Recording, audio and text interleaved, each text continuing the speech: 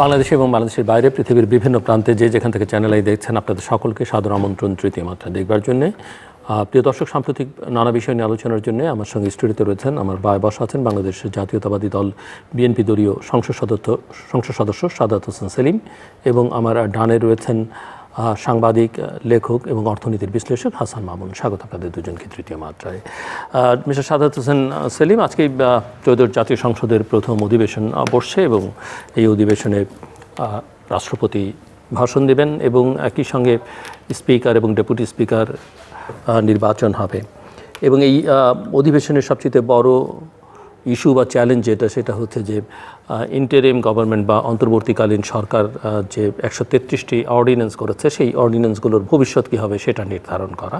এর বাইরে হয়তো আরও অনেক কিছু আসবে।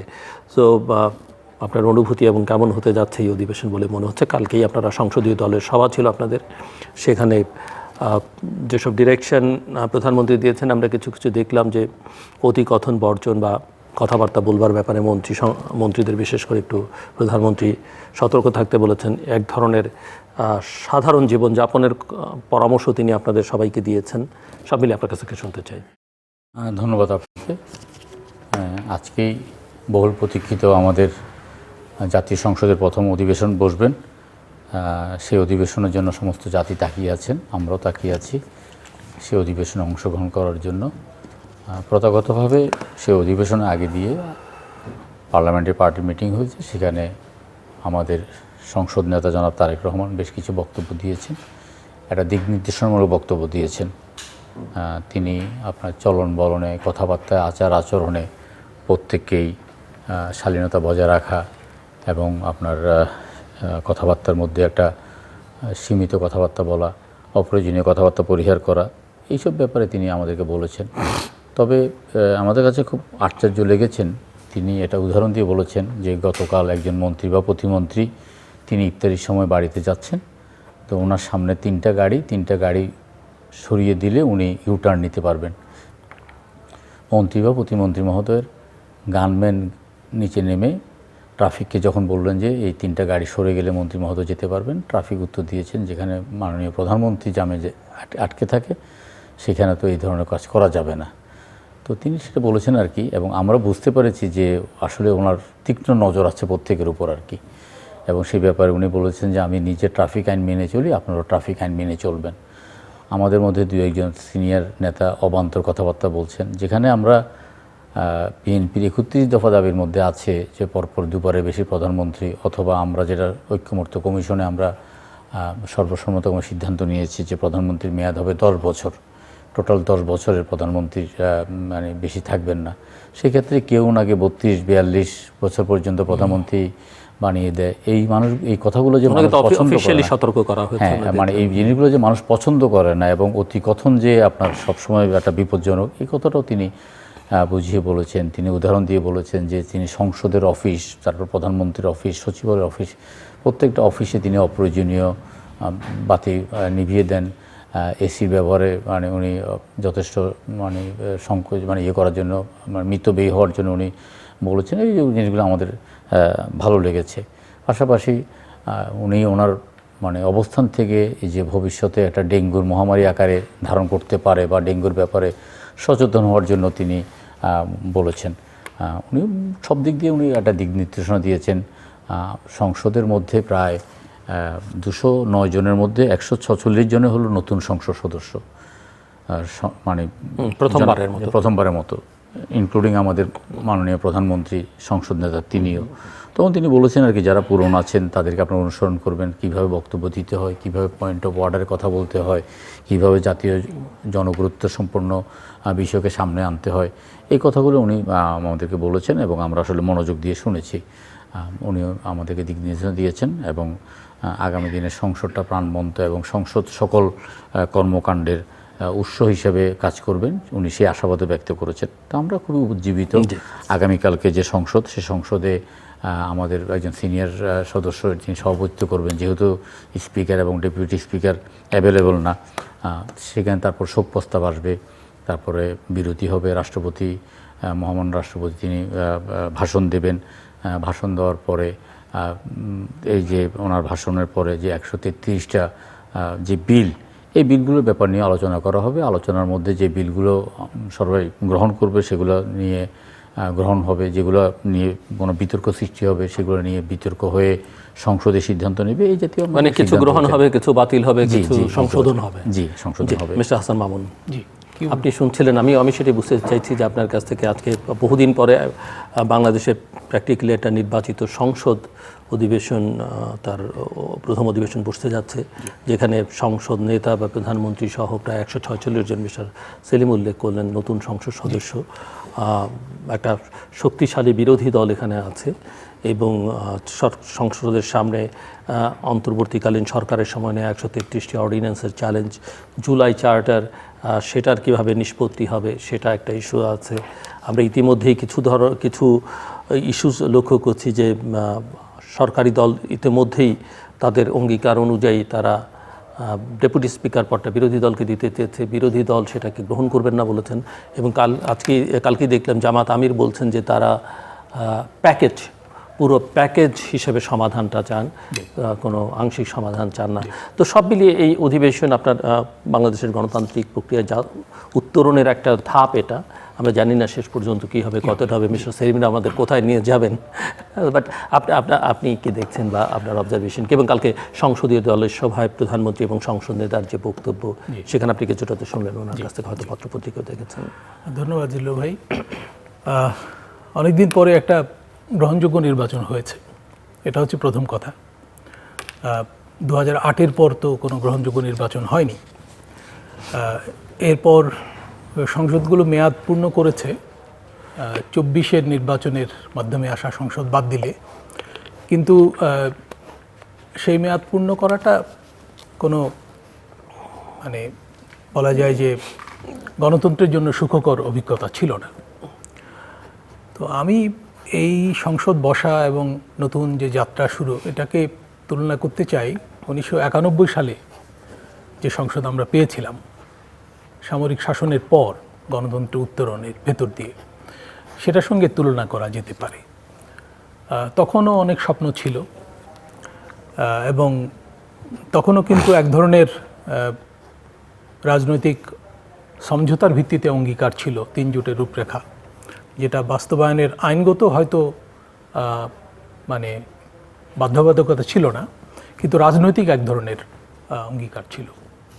তো সেগুলো কিন্তু বাস্তবায়িত হয়নি এবং মনে করা হয় যে ওইগুলো বাস্তবায়িত হলে পরে যে সংকট দেখা দিয়েছে বিভিন্ন পর্যায়ে, সেগুলো হয়তো দেখা দিত না। তো আজকে যে সংসদ বসতে যাচ্ছে সেটা অবশ্যই গণতন্ত্রের জন্য একটা ইতিবাচক ঘটনা। এবং সেলিম ভাই তো বললেন যে অধিকাংশ বিএনপির সংসদ সদস্য হচ্ছে নতুন, প্রধানমন্ত্রী নিজে, এবং প্রধানমন্ত্রী নিজেও কিন্তু মন্ত্রী বা প্রধানমন্ত্রী হিসেবে নতুন। তার মন্ত্রিসভায়ও অপেক্ষাকৃত তরুণদের প্রাধান্য দেখা যাচ্ছে এবং অনেককে গুরুত্বপূর্ণ অনেক মন্ত্রণালয় দেওয়া হয়েছে। এখন একটা শুভ সূচনা হচ্ছে, কিন্তু একটু অস্বস্তিও আছে। অস্বস্তিটা হচ্ছে অন্তর্বর্তী সরকার যেসব আদেশ এবং অধ্যাদেশ দিয়ে গিয়েছিল সেগুলো সব এখানে বৈধতা পাবে কিনা এই প্রশ্ন আছে। মনে হচ্ছে সব পাবে না, 1 নম্বর। 2 নম্বর হচ্ছে যে গণভোটের মাধ্যমে যে জুলাই সনদ, এখানে একটা প্রশ্ন হচ্ছে, মনে হচ্ছে আপনি যেটা বলছিলেন যে সব পাবে না, সব পাওয়া উচিত কিনা সেটাও একটা আপনার কাছে। হ্যাঁ, সেটা তো আসলে এটা তো পার্লামেন্টই নির্ধারণ করবে আলোচনার মাধ্যমে, এবং এখানে সরকারি দলের ভূমিকাটাই মুখ্য হবে। সরকারি দল 2/3 সংখ্যাগরিষ্ঠতা নিয়ে এসছে, তারা কিন্তু অনেক কিছুই মানে ডান এবং আনডান করতে পারে। কালকে আমি ইয়েতে দেখছিলাম অনলাইনে যে জামায়াতের নেতা শফিকুর রহমান সাহেব বলছিলেন যে 2/3 পেয়ে এসছে, তারা তো অনেক কিছু করতে পারে, কিন্তু আলাপ আলোচনার মাধ্যমে গ্রহণযোগ্য সিদ্ধান্ত হলে ভালো গণতন্ত্র এবং দেশের জন্য। তো আমরাও সেটা চাইব, বলবো। জুলাই সনদ নিয়ে কিন্তু একটা অস্বস্তি তৈরি হয়েছে এর মধ্যে। অস্বস্তিটা আগে থেকেই ছিল। আমার মনে হয় যে বিএনপি এক ধরনের মানে অস্বস্তি নিয়েই জুলাই সনদের মাধ্যমে যে গণভোট সেটাতে যোগ দিয়েছিল। তারা হয়তো চেয়েছিল যে নির্বাচনটা হয়ে যাক, এবং অনেকে কিন্তু বলছেনও বিএনপির যে আমরা নির্বাচনটা আদায় করতে চাচ্ছিলাম, কারণ সেটা নিয়ে অনিশ্চয়তা ছিল। তো জাতীয় নির্বাচন চেয়েছে, জাতি কিন্তু জুলাই সনদ নিয়ে খুব একটা উচ্ছ্বসিত ছিল না, এবং এই ব্যাপারে একটা স্প্লিট অবস্থান ছিল জনগোষ্ঠীর মধ্যে, ভোটারদের মধ্যে। তো শেষে তারেক রহমান সাহেব একটা জনসভাতেই, নির্বাচনী সভায়, জুলাই সনদের পক্ষে, সম্ভবত মাত্র একটা উনি কিন্তু আর কোথাও বলেননি। তো এতে বোঝা যায় যে এক ধরনের মানে পলিটিক্যাল কম্পালশনে পড়ে উনি অবস্থান নিয়েছিলেন, কিন্তু এটা খুব আন্তরিক অবস্থান ছিল না। সত্যি কথা বলতে গেলে আন্তরিক মানে হচ্ছে যে এটা বিএনপির যে দলীয় রাজনৈতিক অবস্থান, এটা ছিল না। বিএনপি কিন্তু গণভোটে, বিএনপি আন্তরিক, বিএনপি যতটা গণভোটে যতটাতে সম্মতি দিয়েছে ততটাতে আন্তরিক, বাকিগুলো তো যেহেতু চাপিয়ে দেওয়া বিষয়গুলোতে তাদের আন্তরিক। নোট অফ ডিসেন্ট সহ গণভোট এবং আপত্তিও ছিল এই ব্যাপারে। তো সেই আপত্তির ভিত্তিতেই কিন্তু এখন এই যে সংবিধান সংস্কার পরিষদের সদস্য হিসেবে বিএনপি শপথ নেয়নি। জামায়াত এবং এনসিপি এই ব্যাপারে আপত্তি জানিয়ে যাচ্ছে, এবং তারা এখনও বলছে যে বিএনপিকে শপথ নেওয়া উচিত। এবং প্রথম দিনেই সম্ভবত এটা নিয়ে একটু মানে অস্বস্তিকর বা অপ্রীতিকর পরিস্থিতি হতে পারে। যেমন জামায়াত নেতা বলছেন যে আমরা রাষ্ট্রপতির ভাষণের সময় কি করব এটা দেখবেন, তারা হয়তো সংসদ অধিবেশন বর্জন করবেন। এনসিপি তো বলেছেই যে তারা এই স্বৈরাচারের দোষর রাষ্ট্রপতি ইত্যাদি। তো আমার মনে হয় যে এগুলোকে মানে একটা সাংবিধানিক ধারাবাহিকতা হিসেবে দেখলেই ভালো হয়, কারণ তারা তো সংবিধান অনুযায়ী শপথ নিয়েছেন, তো সংবিধান অনুযায়ী, এবং রাষ্ট্রপতি যে ভাষণ দেবেন সেখানে কিন্তু সরকারি দলের যে তারা পলিটিক্যাল অবস্থান সেটাই কিন্তু মূলত সরকারি দলের লিখে দেওয়া বক্তব্য। এবং ইতোমধ্যে উনি কিন্তু দু এক জায়গায় বাংলাদেশ জিন্দাবাদ সহ বক্তব্য রেখেছেন। কিন্তু জামাতের যে চাওয়া, আপনি যদি দেখেন, যেমন ধরেন জামাতের আমিরের পররাষ্ট্র উপদেষ্টাকে তারা পররাষ্ট্রমন্ত্রীর মর্যাদায় উপদেষ্টা হিসেবে চেয়েছেন, এবং সেটা নিয়ে জামাত অবশ্য সকালে এক কথা বলেছে, বিকেলে এক কথা বলেছে। কালকে দেখলাম আমি পররাষ্ট্র মন্ত্রণালয় একটা বিবৃতি দিয়েছে যে জামায়াতের পক্ষ থেকে কেউ পররাষ্ট্রমন্ত্রীর সঙ্গে কথা বলেননি, এবং তারা আসলে চিঠিটা দিয়েছেন, ওই চিঠিটা দিয়েছেন। তো এই ধরনের চাওয়া তো, এবং ওই যে আন্ডারস্ট্যান্ডিংয়ের মধ্য দিয়ে সংসদ চালানো, সরকার চালানো, শুনতে ভালো, কিন্তু তারা তাদের চাওয়ার ব্যাপারে খুবই একটু খানিকটা আমার কাছে মনে হয় যে সীমা ছাড়ানো চাওয়ার মধ্যেই তারা, সীমা ছাড়ানো চাওয়া, এবং তাদের কিন্তু পলিটিক্যাল অবস্থান, এবং তারা একটু ডিকটেট করতে চাইছেন বলে মনে হচ্ছে সবকিছু। তাদের পলিটিক্যাল অবস্থানও কিন্তু সবসময় ক্লিয়ার থাকছে না, এবং তারা রাতারাতি অবস্থান পরিবর্তন করছেন। এরকম যেমন জুলাই সনদে স্বাক্ষরের বিষয়ে কিন্তু অনিশ্চয়তা ছিল। জুলাইয়ের চেতনা বলি আর যাই বলি, মানে জুলাইয়ের জন্যই তারা এনসিপিকেও সঙ্গে নিয়েছেন, এবং এনসিপিকে হয়তো ব্যবহার করতে। তো এগুলো হয়েছে। এনসিপির সঙ্গে সম্পর্কের ক্ষেত্রেও আমরা দেখেছি যে একটা অস্থিতিশীল সম্পর্ক ছিল, মানে রাতারাতি সম্পর্কের বদল হয়েছে। যেমন জুলাই সনদে স্বাক্ষর নিয়ে অনিশ্চয়তা ছিল, এনসিপি যায়নি কিন্তু জামায়াত চলে গেছে, এবং একেবারে শেষে এসে স্বাক্ষর শপথের আগের দিন নির্বাচন হয়ে যাওয়ার অনেক পরে। কিন্তু আবার দেখা যাচ্ছে যে এনসিপি সবচেয়ে বেশি সোচ্চার জুলাই সনদের ব্যাপারে, কিন্তু তারা স্বাক্ষর করেনি। তো এইসব জিনিস দেখা যাচ্ছে। তো এগুলো নিয়েই কিন্তু আমরা নতুন সংসদে প্রবেশ করছি। এই সংসদের অভিজ্ঞতা কেমন হয় এটা অবশ্যই জাতি মানে আগ্রহের সঙ্গে লক্ষ্য করবে। আর এই যে বলা হচ্ছে যে সংসদ হবে কেন্দ্রবিন্দু, এই কথাটা কিন্তু অনেক দিন ধরেই বলা হচ্ছে, কিন্তু সংসদ সব কিছুর কেন্দ্রবিন্দু হয়নি, এবং সংসদের বদলে রাজপথেই কিন্তু দাবি আদায় বা বিরোধ নিষ্পত্তির জায়গা হয়ে গেছে। তো সেটা থেকে আমরা সরে আসতে পারবো কিনা এই প্রশ্ন নিয়েই কিন্তু এই সংসদটা শুরু হচ্ছে। দেখুন, আমার যতটুকু মনে হয় জুলাই সনদকে কেন্দ্র করে জামাতে ইসলাম এবং এনসিপি তাদের একটা অবস্থান নেওয়ার চেষ্টা করবে। যদিও জুলাই সনদের মধ্যে যখন জুলাই সনদের বিভিন্ন প্রস্তাবগুলো সামনে আনছে, তখন একটা জিনিস বোঝা গেছে যে 32টি রাজনৈতিক দলের মধ্যে অধিকাংশ রাজনৈতিক দল তারা নিশ্চিত যে আগামী নির্বাচনে বাংলাদেশ জাতীয়তাবাদী দল ক্ষমতায় আসবে। তাহলে বাংলাদেশ জাতীয়তাবাদী দলকে এটা অকার্যকর করার জন্য এবং তাদের হাত পা বাঁধার জন্য যা যা প্রস্তাব আনা দরকার, তারা ঠিক সেইভাবেই পারপাসলি ইন্টেনশনালি তারা মানে পয়েন্টগুলো সামনে নিয়ে এসছে। এবং ডক্টর ইউনূস সাহেব সেটা আপনার টেলিভিশনে ওপেন করে দিয়েছেন কে কী বক্তব্য রাখবেন। এক ধরনের চাপ এবং একটা ধরনের ব্ল্যাকমেলিংয়ের একটা অবস্থান ছিল, এবং এমন বেশ কিছু মানে দাবি নিয়ে এসছেন অথবা সংস্কার নিয়ে আসছেন, যেটার সাথে রাষ্ট্র পরিচালনার ক্ষেত্রে একটা দ্বৈত শাসন বলেন অথবা একটা মানে সংকট বলেন, সেই জিনিসগুলো আসবে। তো সেই ক্ষেত্রে প্রায় 32টি রাজনৈতিক দলের মধ্যে প্রায় 25টি রাজনৈতিক দল একযোগে কথা বলেছেন। এই 32টি রাজনৈতিক দলের মধ্যে এখন সংসদে প্রতিনিধিত্ব আছেন 8টি রাজনৈতিক দলের। অন্যান্য রাজনৈতিক দলগুলোর অংশগ্রহণ করেও নির্বাচনে তারা জয়লাভ করতে পারেনি। সুতরাং যারা কথা বলার কথা সংসদে এই জাতীয় মানে জুলাই সনদ নিয়ে, তাদের অনেকেই সংসদে অনুপস্থিত, যারা ঐক্যমত্য কমিশনে একটা ভূমিকা পালন করেছে। তো সেই ক্ষেত্রে ঐক্যমত্য কমিশনে জুলাই সনদ নিয়ে যে একটা প্রস্তাবনা আমরা স্বাক্ষর করেছি, সেটা বাস্তবায়নের জন্য যাদের থাকা দরকার অনেকে সংসদে আসতে পারেন নাই। সেক্ষেত্রে বিএনপি যতটুকু বা আমরা অনেকগুলো রাজনৈতিক দলগুলো সেই সময় যতটুকু আমরা এগ্রি করেছি, ঠিক ততটাই এখন বাস্তবায়ন করতে হবে। এই ব্যাপারে জামাত ইসলাম চাইবে একটা ঘোলা পানিতে মাছ শিকার করার জন্য। সরকারের বয়স 15 দিনের মাথায় তারা রাজপথে নেমে গেছেন এবং মাননীয় প্রধানমন্ত্রী সম্বন্ধে অশালীন স্লোগান দিয়েছেন। ইরানের যুদ্ধের ব্যাপারে প্রধানমন্ত্রীর মানেকে জবাবদিহি করার জন্য তারা স্লোগান নিয়েছেন। এই জিনিসগুলো কিন্তু মানুষ খুব স্বচ্ছতার সাথে অথবা সুন্দরভাবে গ্রহণ করছেন না। আর জামাত ইসলাম যে রাজনীতিটা করতে চাচ্ছেন, তারা শক্তিশালী বিরোধী দল কিন্তু 96 সালেও বিএনপি 114টি আসন, 116টি আসন নিয়ে বিরোধী দলের ভূমিকা পালন করেছে, সেই সময় ভূমিকা পালন করেছে। জামাত ইসলামের এখানে যারা নির্বাচিত হয়েছেন অধিকাংশই তাদের জীবনে প্রথম নির্বাচিত হয়েছেন। তাদের মধ্যে খুব ভালো পার্লামেন্টেরিয়ান আছেন, খুব ভালো আইনজ্ঞ আছেন, এটাও বলা যায় না। কিন্তু আমরা সংসদকে সকল কেন্দ্রবিন্দু, সকল আলোচনার কেন্দ্রবিন্দু, সকল সিদ্ধান্তের কেন্দ্রবিন্দুতে আমরা পরিচালিত করতে চাই এবং আমরা সেটা চাই। কিন্তু জামাতে ইসলাম শুরু থেকে একটু খুব অফেন্সিভলি তারা রিয়েক্ট করার চেষ্টা করছেন। তো আমার মনে হয় কয়েকদিন যাওয়ার পরে ওনারা যদি সংসদীয় গণতন্ত্রটা রপ্ত করে, তাহলে বুঝতে পারবেন যে আসলে সংসদীয় গণতন্ত্র মধ্যে দিয়ে রাজপথের আন্দোলনের হুমকি দেওয়া অথবা সংসদীয় গণতন্ত্রের সুনির্দিষ্ট একটা কাঠামোর মধ্যে একটা নিয়মতান্ত্রিকভাবে ওনাদেরকে চলতে হবে, এর বাইরে চলার কোনো উপায় নেই। আমরা এটাই আশা করছি। কিন্তু জামাত ইসলাম হয়তো একটু এখন থেকে একটু মারমুখী চিন্তাভাবনা করছে। জুলাই সনদের অনেক কিছু গ্রহণ করা যায়, অনেক কিছুই গ্রহণ করা যায় এবং 2-4টা বিষয় নিয়ে হয়তো বিএনপি যে আপত্তিটা করেছে। দেখুন, রাষ্ট্রপতির এই মুহূর্তে কোনো ক্ষমতা নাই। রাষ্ট্রপতি শুধু কবর জিয়ারত করতে পারে, এছাড়া আর কোনো ক্ষমতা নেই, বা ফাঁসির আসামির দণ্ড মওকুফ করতে পারে। এই ব্যাপারে আবার রাষ্ট্রপতির অ্যাবসলিউট ক্ষমতা আছে ফাঁসির আসামি মুক্ত করার ব্যাপারে।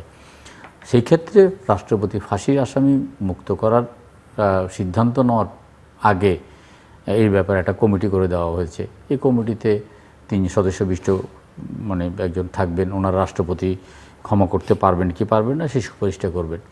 পাশাপাশি প্রায় 10টি নিয়োগের ব্যাপার রাষ্ট্রপতিকে ক্ষমতা দেওয়া হয়েছে।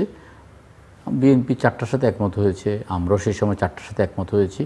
কিন্তু ঐক্যমত্য কমিশন 6টা বিষয় চাপিয়ে দিয়েছে। 6টা বিষয়ের মধ্যে একটা হলো যে বাংলাদেশ ব্যাংকের গভর্নর নিয়োগ আর এনার্জি রেগুলেটরি কমিটির চেয়ারম্যান নিয়োগ। কিন্তু বাংলাদেশ ব্যাংকের গভর্নর নিয়োগটা সরকারি সিদ্ধান্তই হওয়া উচিত, সরকারি যদি পরিচালিত করতে হয়।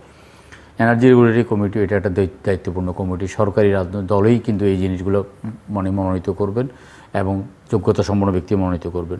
এই জাতীয় কিছু ব্যাপার আছে যেগুলো আমরা সংসদে হয়তো আলোচনা করে একটা সিদ্ধান্ত নিতে পারবো। কিন্তু যে জুলাই সনদে এনসিপি স্বাক্ষরই করে নেই এবং পরবর্তীকালে নির্বাচনের পর স্বাক্ষর করেছেন, এবং তারা জুলাই সনদকে খুব বেশি সামনের দিকে নিয়ে আসতে চাচ্ছেন। আমরা জুলাই সনদটাকে ইতিমধ্যে আমরা ছাপিয়ে প্রকাশ করেছি এবং আমরা এটা নিয়ে বক্তব্য রেখেছি, আগেও রেখেছি, এখনও রাখছি। এবং সংসদে যখন এই বিষয়গুলো আলোচনা করবে, জনগণই তখন সিদ্ধান্ত নেবে যে আমরা কোন কোন বিষয়টাকে আমরা গ্রহণ করব, কোন কোন বিষয়টাকে আমরা বাদ দেব। যেমন সংসদের সংবিধানের 70 অনুচ্ছেদের ব্যাপারে আমরা সংসদের 70 অনুচ্ছেদ রহিত করেছি। এটা একটা বড় ধরনের সংস্কার, এর চেয়ে আর কোনো সংস্কার হতে পারে না। আগে সরকারি দলের একজন সদস্য সরকারি দলের বিপক্ষে কোনো অবস্থায় বক্তব্য রাখতে পারতেন না, ভোটও দিতে পারতেন না কোনো বিষয়ে। এখন সরকারি দলের একজন সদস্য কিন্তু উন্মুক্ত, তিনি কিন্তু মুক্ত, তিনি কিন্তু আলোচনা করতে পারবেন, তিনি সরকারের যে কোনো সমালোচনা করতে পারবেন, এমনকি ইচ্ছা করলে সরকারের বিপক্ষ ভোট দিতে পারবেন। সেই ক্ষেত্রে বিএনপির পক্ষ থেকে বলা হয়েছে দুটো ইস্যু বাদ দিয়ে ভোট দিতে পারবেন। একটা হলো যে আপনার বাজেট প্রণয়নের ব্যাপারে, আর একটা হলো যে অনাস্থা বিলের ব্যাপারে, এটা এই কথাটা বলেছেন। তো এগুলো তো যুক্তিসঙ্গত কথা, এগুলো আমরা আমাদের যুক্তি দিয়ে আমাদের দিয়ে আমরা সংসদে উপস্থাপন করব এবং সেই ক্ষেত্রে সংসদের পক্ষ থেকে প্রত্যেকে আলাপ আলোচনা, উন্মুক্ত আলোচনা। এখন তো সংসদের অধিবেশনগুলো সরাসরি টেলিকাস্ট হয়, সেখানে আমরা দেখব, জনগণ দেখবে যে আমরা কোন বিষয়ে আমরা কথা বলতে পারি।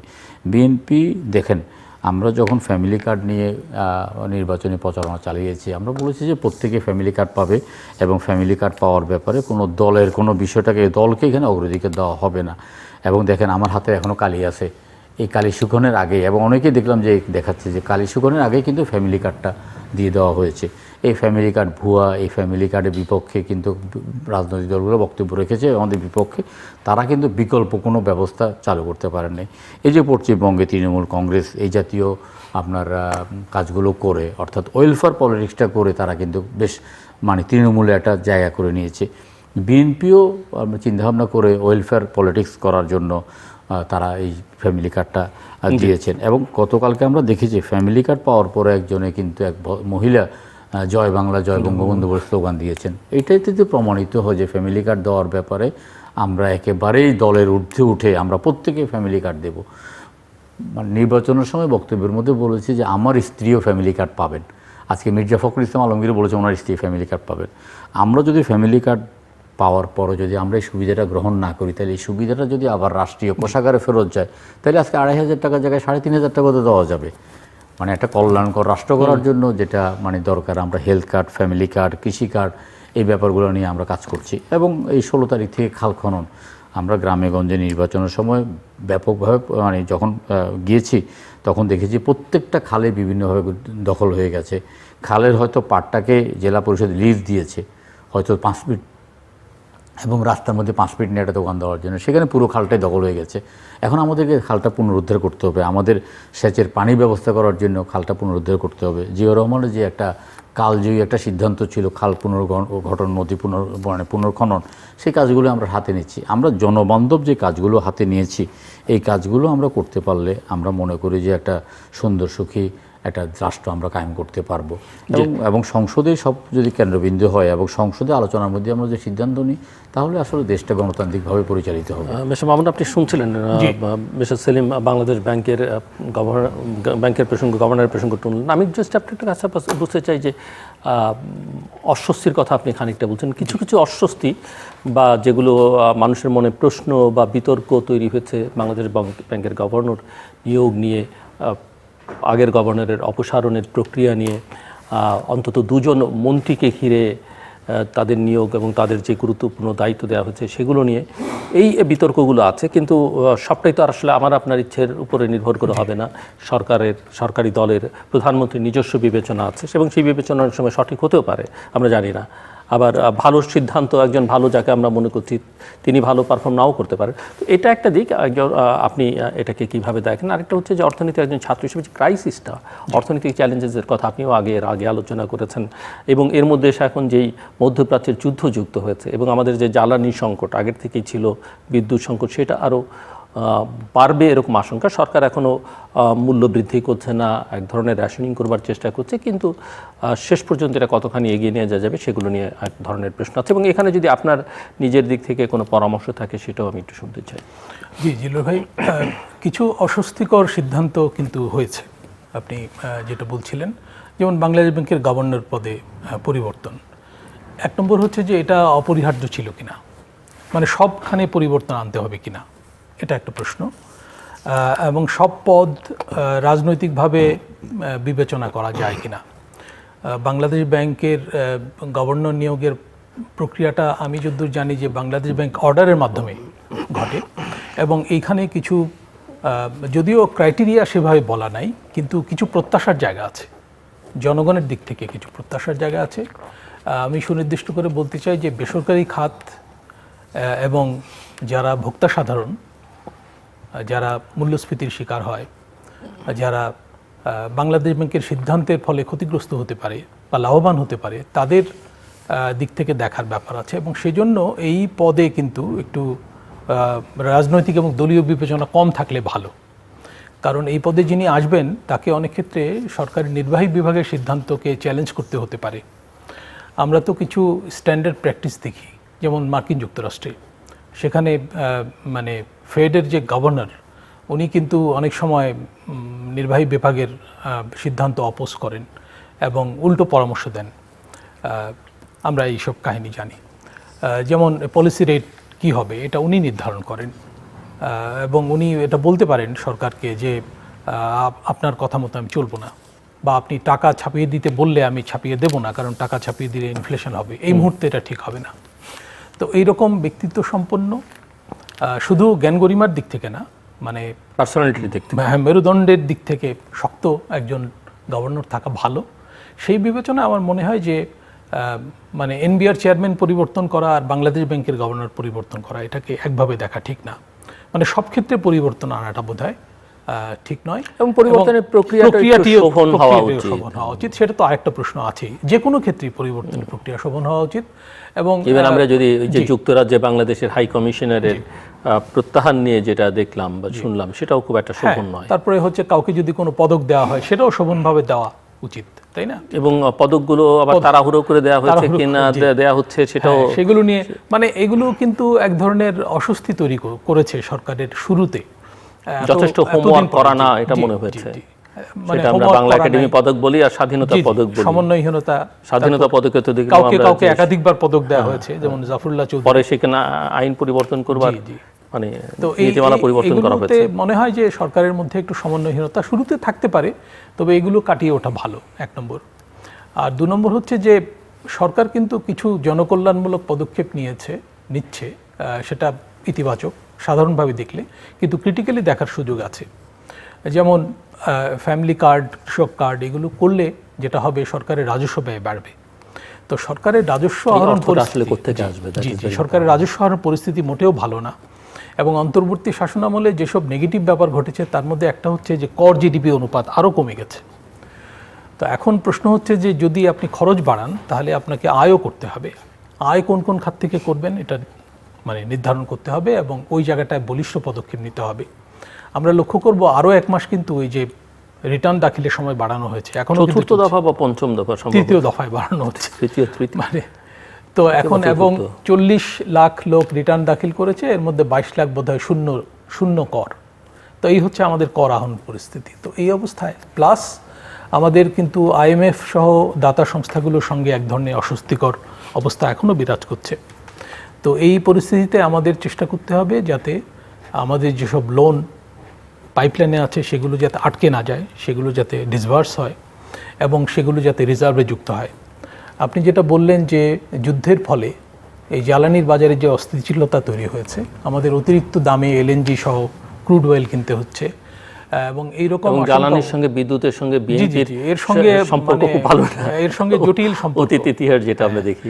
আমরা দেখছি যে সার কারখানা বন্ধ রেখে বিদ্যুৎ কারখানা চালু রাখার চেষ্টা চলছে। তো এখন সামনে বড় মৌসুম, বড় মৌসুম চলছে, ভরা মৌসুম, এখানে ইউরিয়া সারের সংকট হতে পারে। ইউরিয়া সারও কিন্তু আমরা ব্যাপকভাবে আমদানি করছি, আগে যতটা আমরা প্রডিউস করতাম এখন তার চেয়ে বেশি ইম্পোর্ট করছি। এবং ইউরিয়া সারও কিন্তু ওই হরমুজ প্রণালী দিয়ে আসে বেশিরভাগ। আমরা এই যে জ্বালানি তেলের ক্রাইসিসে আমরা সারের কথা ভুলে যাচ্ছি এবং অন্যান্য খাদ্য সামগ্রীর কথা।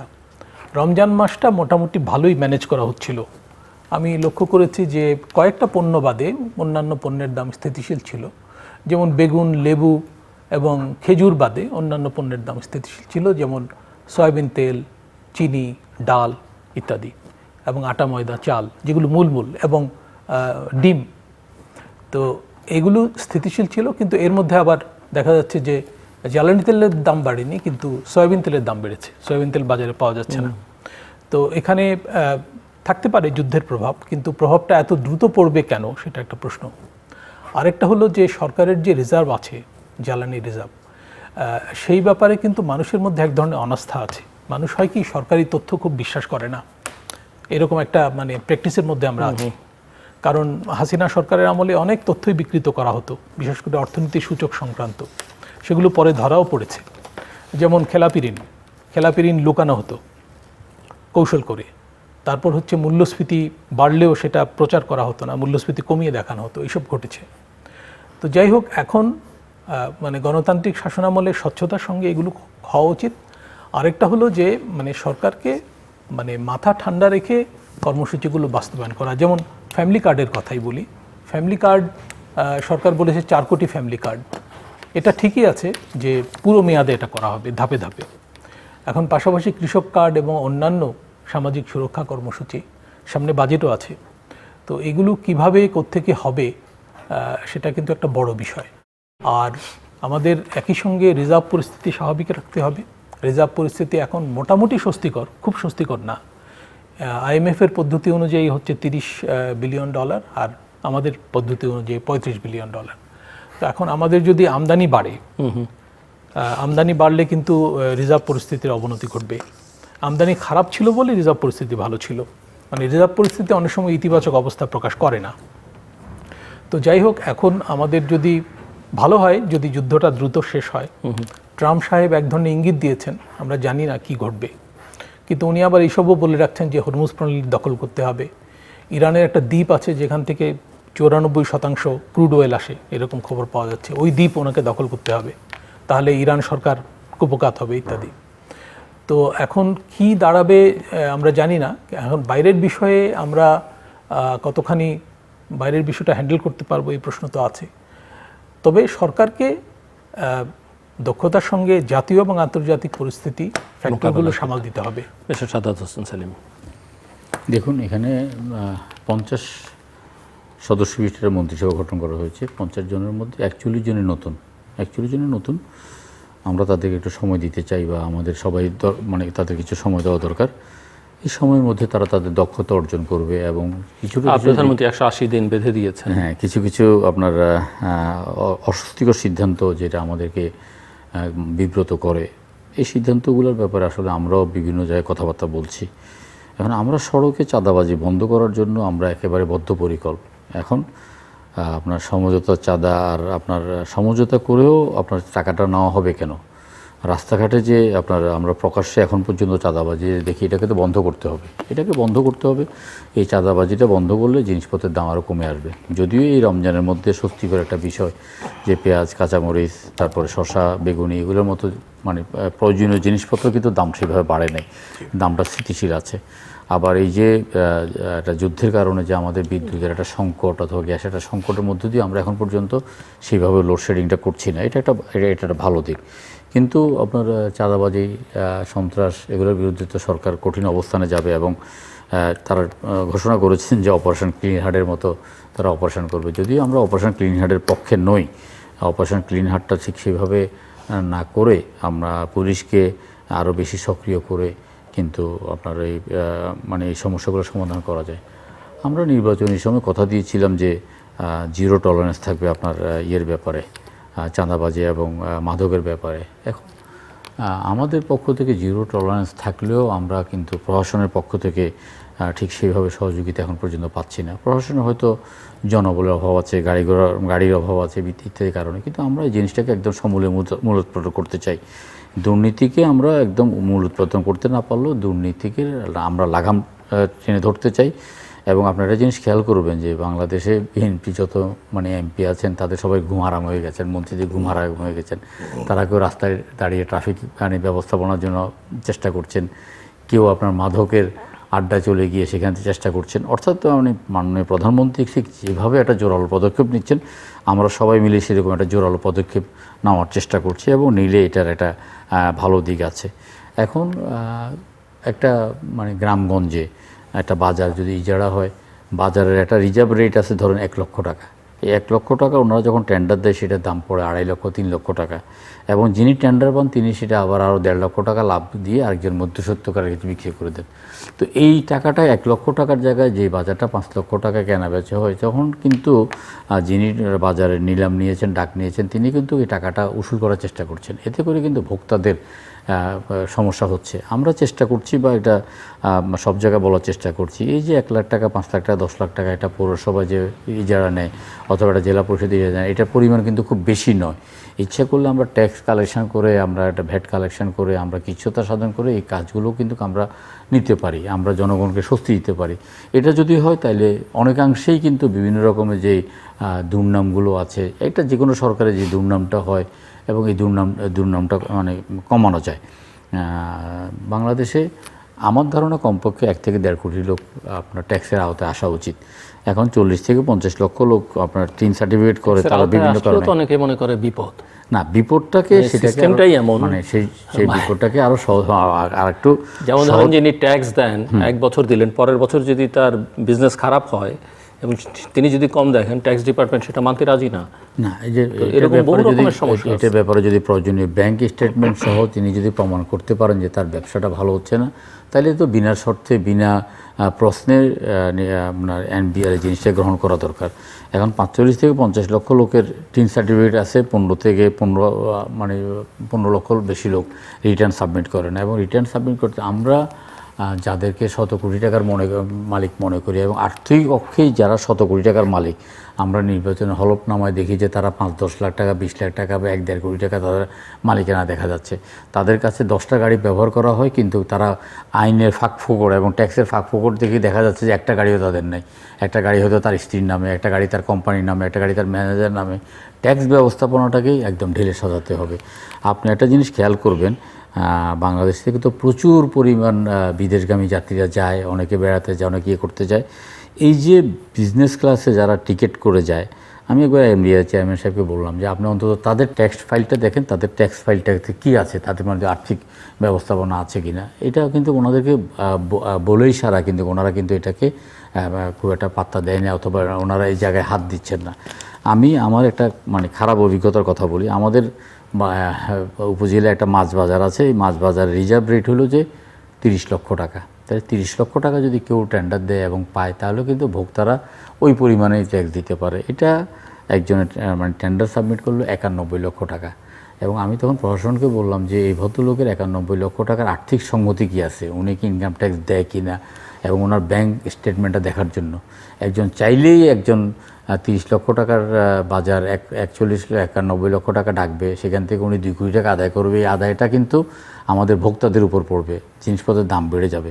এইসব ব্যাপারেও কিন্তু আপনার এনবিআরের যথাযথ ভূমিকা আমরা দেখতে চাই, এবং আমরা এই জিনিসগুলো কিন্তু সংসদে আমরা তুলব। আমরা আমাদের চলার পথে যে সমস্ত অসঙ্গতি দেখতেছি, চলার পথে আমরা যেটা মনে করছি যে এই জিনিসগুলো আরেকটু ভালো করা যায়, আরেকটু সুন্দর করা যায়, প্রশাসনকে আরেকটু সক্রিয় করা যায়, এই জিনিসগুলো আমরা তুলে ধরবো। আমরা তো যেহেতু সরকারি রাজনৈতিক দলে আছি, আমরা এতদিন পর্যন্ত 17 বছর পর্যন্ত আমরা সরকারের বিরোধিতা করে এসেছি। সেখানে এখন তো আমাদেরকে দায়িত্বশীল আচরণ করে আমরা কিন্তু জনগণকে স্বস্তি দিতে হবে, আমরা জনগণের কাছে দায়বদ্ধ।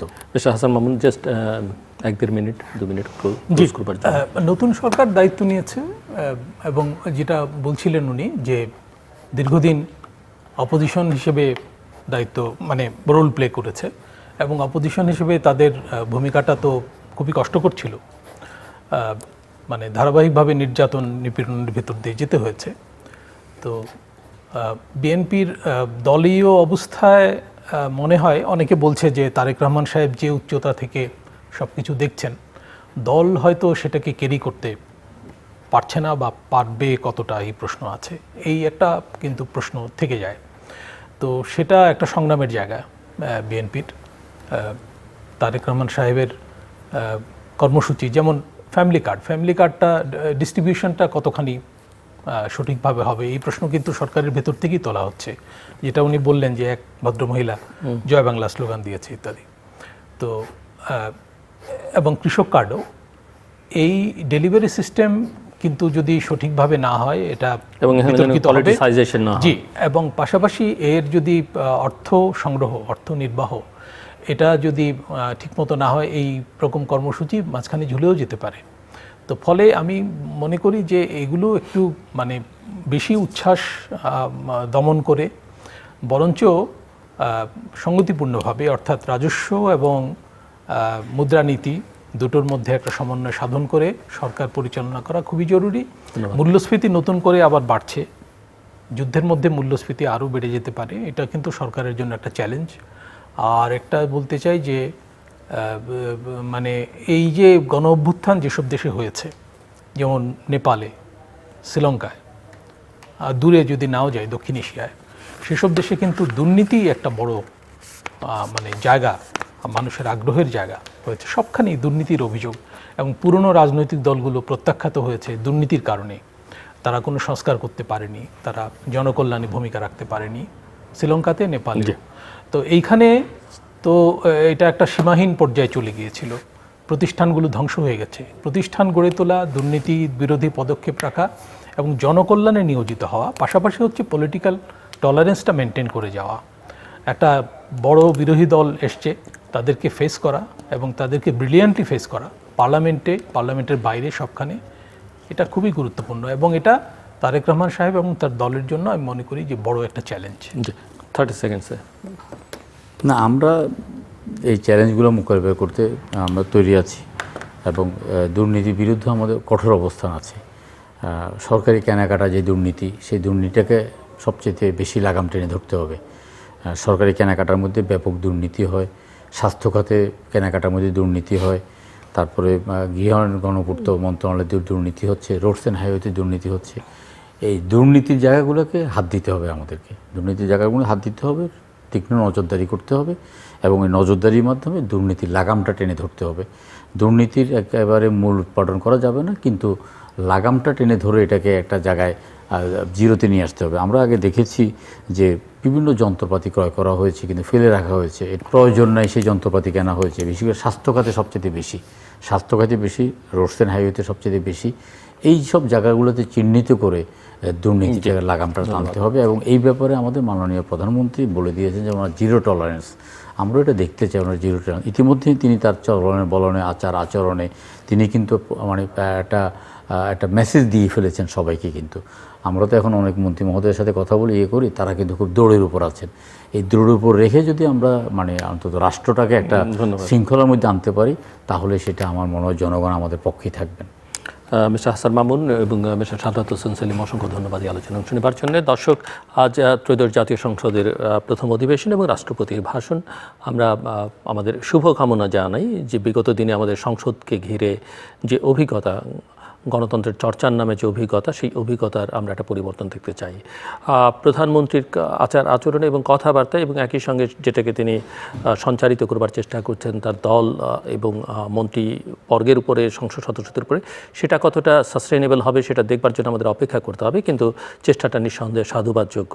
তবে আবার এক অতিথি বলেছেন যে সিদ্ধান্ত গ্রহণ প্রক্রিয়াটা একটু ধীরে সুস্থে হওয়াটাই ভালো, কারণ অনেক চ্যালেঞ্জ সামনে, অনেক একটা ধ্বংসস্তূপের মধ্য দিয়ে এই যাত্রা শুরু। কাজেই কেবলমাত্র উচ্ছ্বাস আর অঙ্গীকারের মধ্যে ভর করে থাকলে চলবে না, তড়িঘড়ি করে কোনো সিদ্ধান্ত নিলে হবে না। ধীরে সুস্থে এবং যেটা টেকসই সেরকম সিদ্ধান্ত যেন তারা গ্রহণ করেন। বাংলাদেশের বাস্তবতা শুধুমাত্র বাংলাদেশের ওপরেই নির্ভর করে না, এর একটা আঞ্চলিক বাস্তবতা আছে, বৈশ্বিক বাস্তবতা আছে, সেটা মাথায় রাখতে হবে।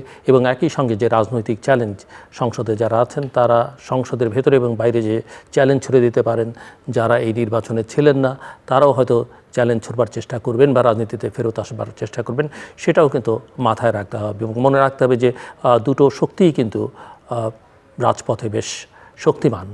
তারা অনেক সময় রাজনীতির যে ইতিবাচক ব্যাকরণ সেটা মানেন না বা মানতে চাইবেন না। আমাদের সঙ্গে থাকবার জন্য অসংখ্য ধন্যবাদ, আপনাদের সবার জন্য শুভকামনা।